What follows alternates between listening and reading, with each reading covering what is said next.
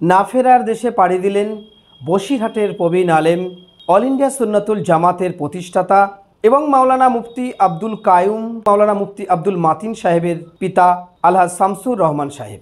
মৃত্যুকালে তার বয়স হয়েছিল ৮৬ বছর। তিনি রেখে যান অগণিত ভক্ত মুরিদ, সেই সঙ্গে বেশ কিছু শিক্ষা প্রতিষ্ঠান।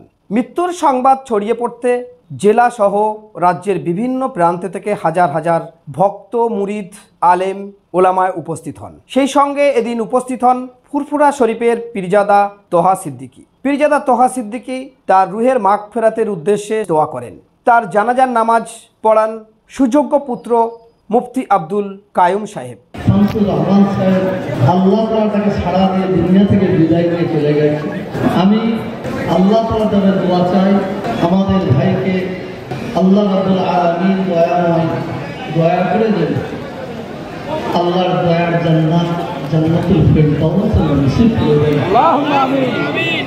এবং তার বাড়ির সন্তানরা আছেন, পরিবারের প্রত্যেকটা সদস্য, তার মহব্বতের মানুষ, তাদের জন্য দোয়া চাই আল্লাহ তাদের সবর করা তৌফিক দান করেন। আমিন আল্লাহুম্মা আমিন। আমি কালকে খবরটা পেলাম, খাওয়ার সঙ্গে সঙ্গে মনে পেলাম, ঠিক করে নিয়েছি আল্লাহ নিয়ে যাব, কিন্তু আমার একটা আশা পুরো হয়নি, আল্লাহ করেননি, কেন জানি না। আমার একটা ইচ্ছে ছিল আমি একবার এখানে আসবো, এসে ইনাদের সঙ্গে সাক্ষাৎ করবো, দেখা করবো, বিশেষ করে হাফেজ সাহেবের সঙ্গে। আল্লাহ হুকুম নাই, কুল্লু নাফসিন যায়িকাতুল মাউত। আল্লাহ রাব্বুল আলামিন যাকে মাতদান করেছেন, নিঃসন্দেহে তাকে মওতের সাথ আল্লাহ ছাপাবে। আমি বাড়িতে উঠবো, আমার স্কট পাইলট সব এসে হাজির। আমার মেয়েটা তাড়াতাড়ি আব্বাজান দাঁড়ান, কেন বলে বড় বউ এটা পাঠাতে, বড় বউ দেখেন। আমি বললাম পড়ে নিয়ে বলুন যা, নিন্দুকেরা তাদের কাছে পড়ে যাবে।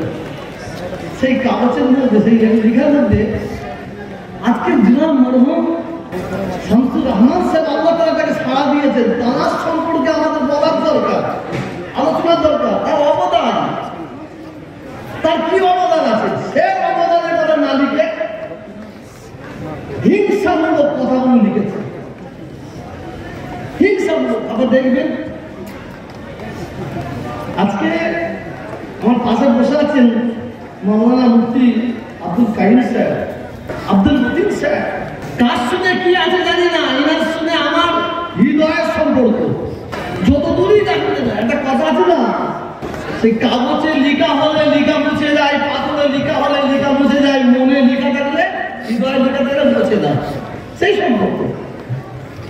এইবার ভুল বুঝাবুঝি মানুষে থাকতে পারে, সে বুঝাবুঝি না আজকে না একদিন সংশোধন হবে ইনশাআল্লাহ, হবে।